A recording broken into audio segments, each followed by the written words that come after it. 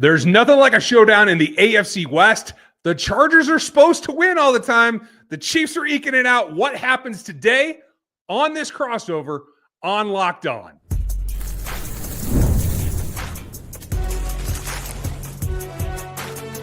You are Locked On NFL Crossover, part of the Locked On Podcast Network. Your team every day. Welcome in, everybody, to this special crossover Thursday. We're brought to you by Prize Picks. Download the app and then use that code LOCKEDONNFL, and you can win $50 instantly when you play $5. We're going to have a good time as we get ready for the AFC West showdown that I've been waiting for. I am joined, obviously, by Daniel Wade, the man about the Chargers. I'm Ryan Tracy, if you don't know me. Dan, where can they find you? Where's all your outlets? Yeah, I mean, you can find me on Twitter or X at Dan Talk Sports, same on Instagram and all those things, or daily on the Locked On Chargers podcast, part of the best network in the world, the Locked On Podcast Network. But hey, man, this is a matchup that's brewing for a little bit now. We're a little further into the Jim Harbaugh era, and now as these two teams sit atop the AFC West, we're going to get what we want to see on Sunday. I'm really looking forward to it. I'm Ryan Tracy, the founder of Rogue Analytics and Performance Consulting. You can find my work at NFL33.com and RGRfootball.com. Go ahead and check those out and see what you think. We appreciate you making us your first listen. Check out another show, either the Chargers or the Chiefs show, and you can get more information about this showdown as well as any other Locked On show, because we're here free and available every single day for every single platform, all the time, everywhere that you want to go. We got you. We're going to run it down for you. The game plan for both teams to try to get this W, that's coming later in the show. What is it when these two top teams face off, and what's the intricacies about how well they know each other? That's coming here in just a little bit. But we got to start with the top stories around town. It seems to be focused on offense on both sides. What's the biggest thing in Chargers country right now? Man, the biggest thing that is just looming over the Chargers' head right now is just the availability in this game for McConkey, who has easily been the Chargers' wide receiver one, went into the last game with a shoulder injury and left the game with a shoulder and a knee injury. So not what you'd like to see. I mean, going into last week, we said it before in our Keys for Success show, just like, who else is the offense going to run through this week if it's not running through McConkey? But the flip side of that is, hey, if you're going to use a dude that's McConkey's size as kind of the main fixture of your offense, that's always going to come with certain risks. And I think, especially for this game, it'll be a lot of fun if you can play, because it's kind of the what if that is going to play out for the Chiefs and the Chargers, because these guys, especially if McConkey goes on and can continue this torrid pace that he's been on, it's always going to be, hey, did the Chiefs take the wrong guy? Yet in the first matchup, it was Xavier Worthy that had the big, long touchdown, and we'll see how these guys' careers play out. But, man, one of the biggest things that could have happened for the Chargers in the draft is the Chiefs not taking McConkey, because, man, if the Chargers didn't have McConkey right now, it's hard to imagine where this offense would be. Well, I got to tell you, I'm a little frustrated, because I was a big Ladd fan at Georgia, and I was kind of hoping, as it all came down, he might end up on the other side of this one, right? So for me to watch that, I think they've made the most of him, and I think it really is a fit, and it's somebody the Chiefs have to be concerned about. If he does play, that's something the Chiefs are going to have to watch out. One of their secondary objectives being that you got to figure out what you're doing with the cornerbacks, because it's been an up and down. There's Trent McDuffie, and there's question mark. Everybody else. Yeah. Right. So that's kind of where they're at on that option. The biggest story in Kansas City is quite simply, what's going to happen at left tackle? You got Bosa, you got Mack. You guys got to be feeling pretty good, because we don't even know right now as we record this who's actually going to start this ball game. They're going to look at DJ Humphries. They're going to look probably at Kingsley Suamate, at least for a very short time. And they're even going to consider taking an all-pro guard in Joe Toney and putting him out at left tackle and trying to see what can get done. Yeah, that's exactly the reaction I had. There is a lot here to be done, but it all comes down to, if you're going to keep up, especially if McConkey plays and that offense is able to run, you got to put points on the board if you're Kansas City. There's no way around it. So you have to do the best to protect Patrick Mahomes, and that means figuring out what the heck you're going to do at tackle. I think what you're going to see is the older guy's going to get a shot.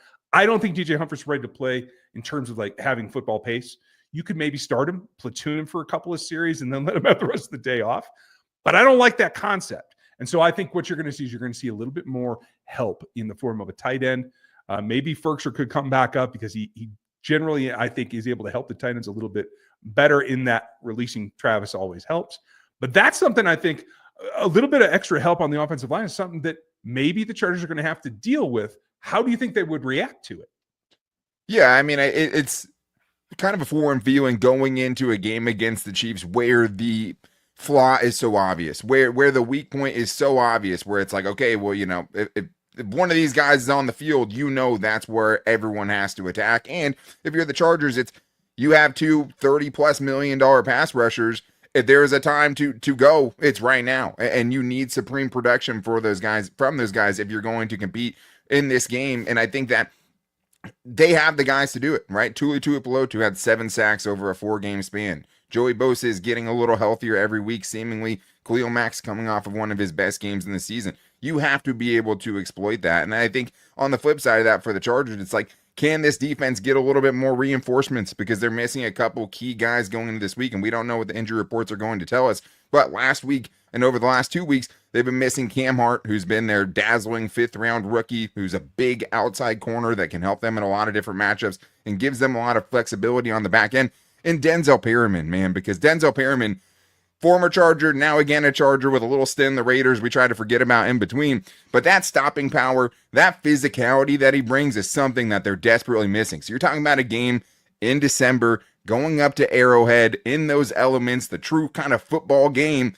You want that guy on your side. And I think especially with what you've seen from other teams, 4th and 1 has been a gimme against this Chargers defense over the last 4 weeks now. And over the last 4 weeks, the Chargers have allowed 9 out of 11 4th down attempts to be converted. The 2 times they didn't were a pick 6 and a game-sealing interception in the last game. So they're completely boom or bust.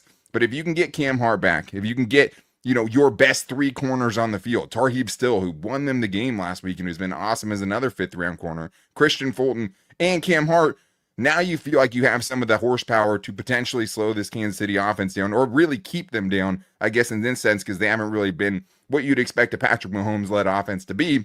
And the physicality, hey, if you're going to let Andy Reid run the football, he will. He's not above it. Like, he will run against you, especially in December, especially in these playoff months. If you give it to him, he's going to take it. Having a guy like Denzel Perryman that comes with that stopping power, even if you can just use him situationally, on short yardage situations, on obvious rundowns, that's going to be a huge benefit to this Chargers defense, who had a nice bounce back performance last week, but it was still 350 yards allowed and 4 turnovers in plus territory that kind of saved them.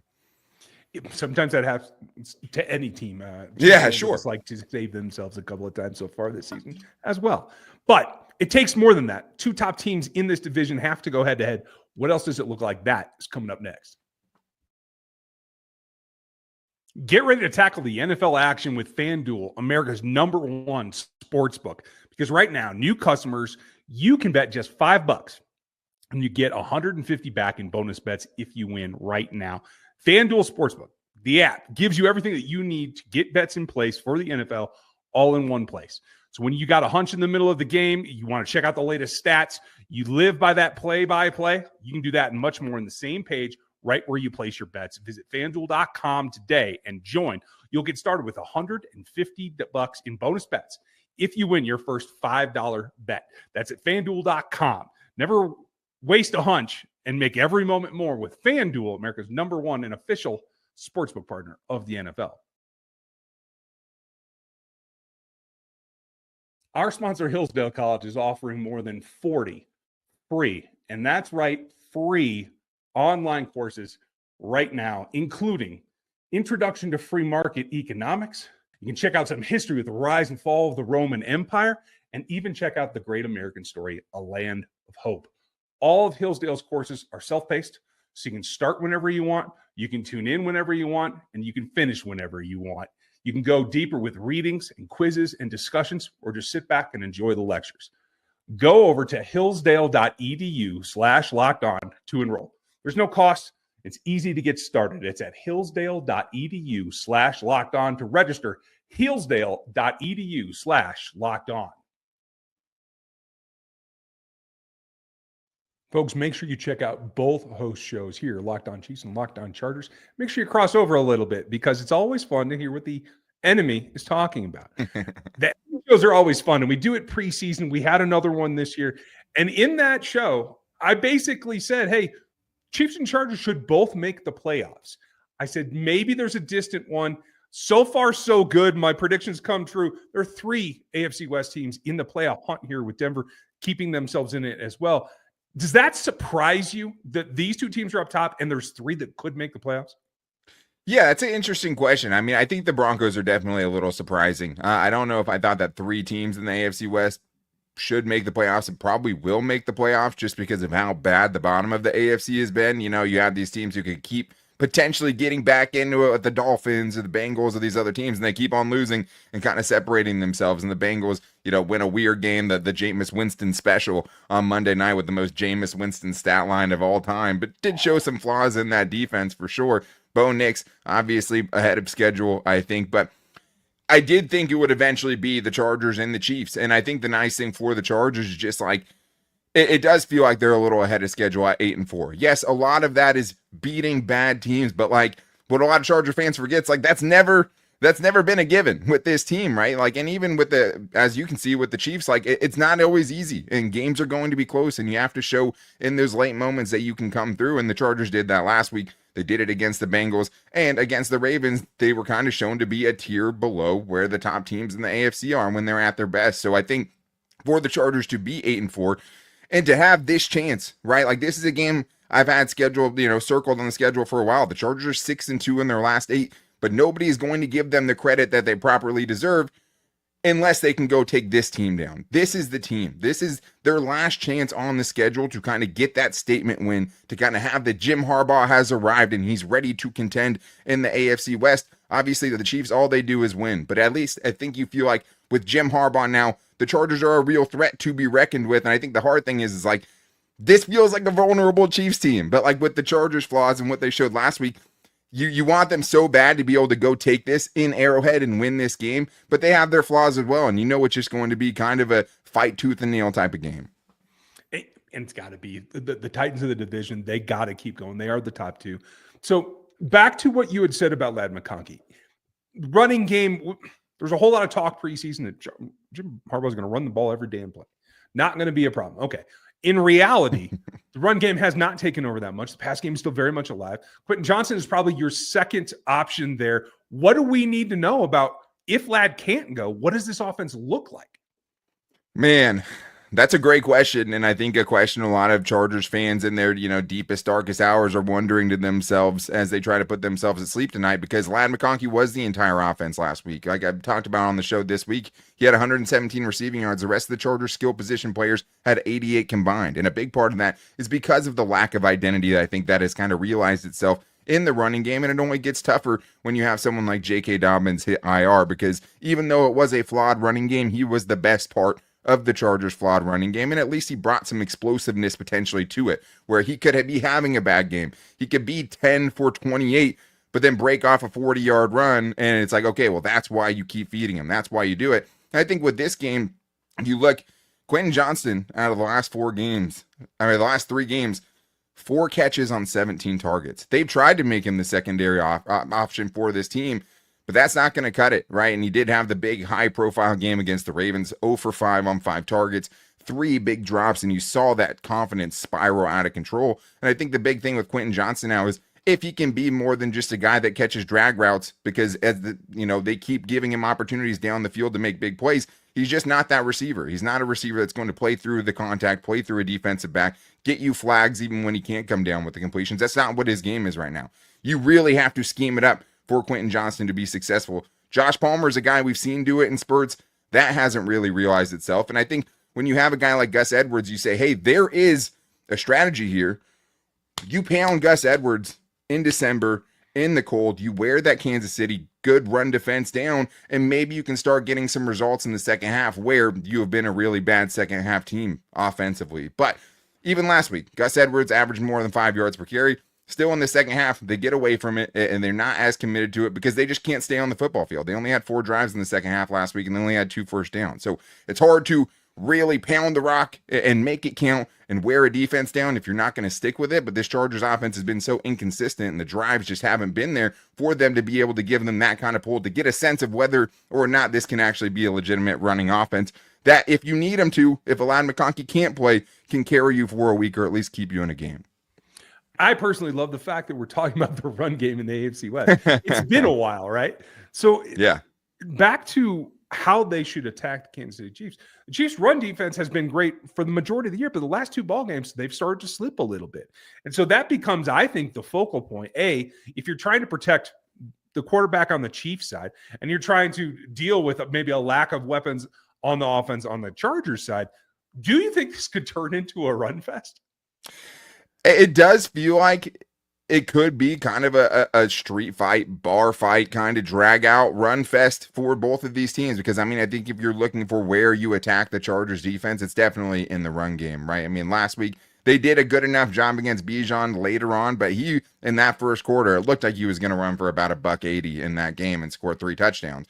And that's what happened to them the week before against Derrick Henry, where they just couldn't stop anything. And that lack of physicality that they weren't able to bring to that game really showed up in a big way. And I think for the Chargers, hey, if you can get that run game going, like if Gus Edwards can have that breakout game, the game you've kind of been waiting from him all season long, you're going to give yourself a good chance, and you're going to take some of the pressure that's on this offense right now because nobody is respecting the run. And when you have last week and guys aren't getting open in the second half, you have no semblance of a running game, it's going to look like it did, and they should have got goose-egged. They should have got shut out in the second half of the last game, but the defense gets a pick six and kind of bailed them out a little bit. But man, if Gus Edwards can get it going, like if he can be that physical guy that can actually get 15 to 20 carries this week and have a good game where 3 out of his last 4 games has actually averaged over 5 yards per carry, you might be able to do something here. But it's just so hard to kind of have the faith that they can do it. But you know, hey, there's a path there. We just haven't really seen it enough to have confidence in it. And, you know, in Kansas City, the offense is always worried about the pass rush, always. Because we know that the default is throw the ball with Mahomes, but few teams in the league can come after them like the Chargers can. And in history, we know that there's plenty of plays to be had out there if they can get that matchup. The left tackle spot is obviously troublesome, but they've also had some trouble with penalties, offsides in particular, and not lining up in the backfield with their right tackles. If you had to pick a matchup, which do you think is right now where they want to put all their eggs in a basket? Yeah, it has to be the pass rush, and it has to be getting to Mahomes. Like, obviously, with Patrick Mahomes, it's never just about rushing the passer, and I think that's one of the most underrated parts of his game is just, like, you always have to be worried that he can get out, and if you send everyone, there's a chance he slips out of it, and there's a 40-yard play down the field. So you do have to kind of rein yourself in a little bit, which isn't good for the Chargers. The nice thing about last week is they had Kirk Cousins, who was an absolute statue, so it's like, hey, go eat. Pick that matchup, find the weakest part of that offensive line, and just get after it. But it has to start there. It has to be with whoever the Chiefs are starting at left tackle. Even if it's Joe Thuney, okay, hey, maybe then you attack his guard spot, whoever's replacing them there, and you see if that is the chink in the armor. But it is about pass rush. If the Chargers let him sit back there, he is going to tear them apart. And we've seen it happen against the Bengals. We saw it happen against the Ravens. If the pass rush isn't getting home, the Chargers defense is susceptible. And even though they've had really, really good numbers, it can kind of fall apart in a hurry to where, you know, against the Bengals, it should have been 5 scoring drives in a row. Against the Ravens, it was 5 scoring drives in a row and 4 touchdowns. The Falcons last week should have started with 3 scoring drives in a row, and Kirk Cousins had a terrible pick, and Younghoe Koo missed a field goal. It's stopping those. Like, that's how you get out of that. If another team scored back-to-back times, that one timely sack can get you that stop that you need, and we've seen with Patrick Mahomes, there are actual offensive line that can be susceptible to that. So I think going into it, that is easily the biggest matchup. It's like, hey, we trust our guys in the back end against that receiving core. Obviously, you have to give DeAndre Hopkins special attention. You know what Travis Kelce has always done against the Chargers. Even in a lower year for him, a down year for him, you're always afraid of that, and he's always going to keep you up at night. But it's finding that weakness on the offensive line and trying to exploit it as many times as you can. You got to hit the chinks in the armor. What is the game plan for each team? That's coming up next.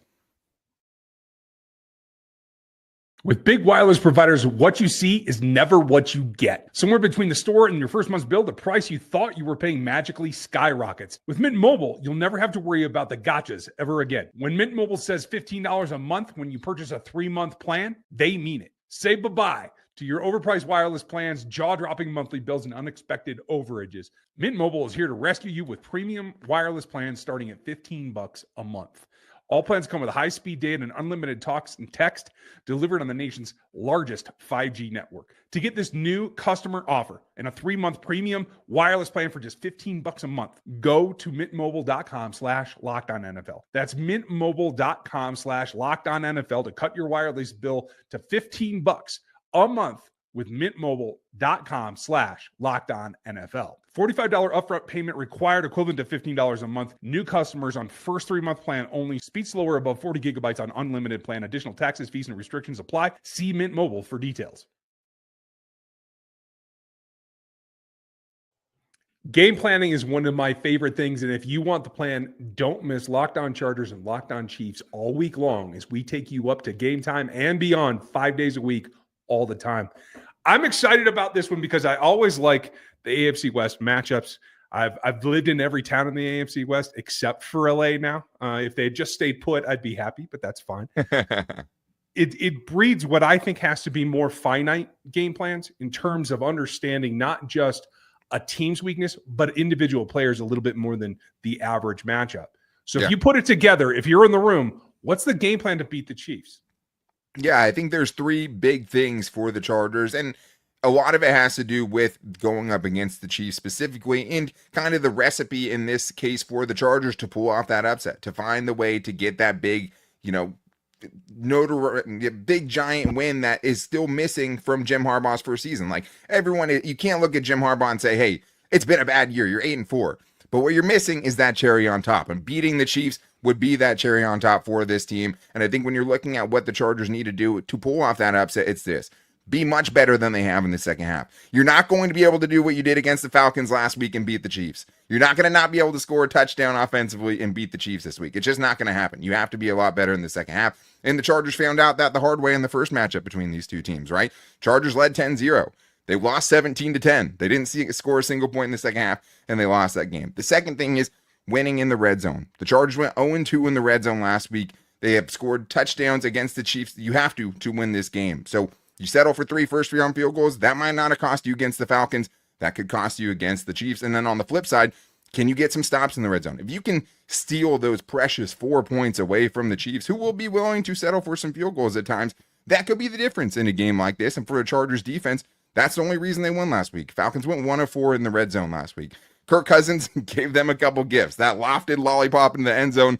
I don't think we're going to see Patrick Mahomes make that throw. But if you score 2 for 2 in your red zone trips and you hold Kansas City to 1 of 3 in your red zone trips in this game, that's a success, right? It gives you a chance to win this game. And then winning in the trenches. We talked about it a little bit.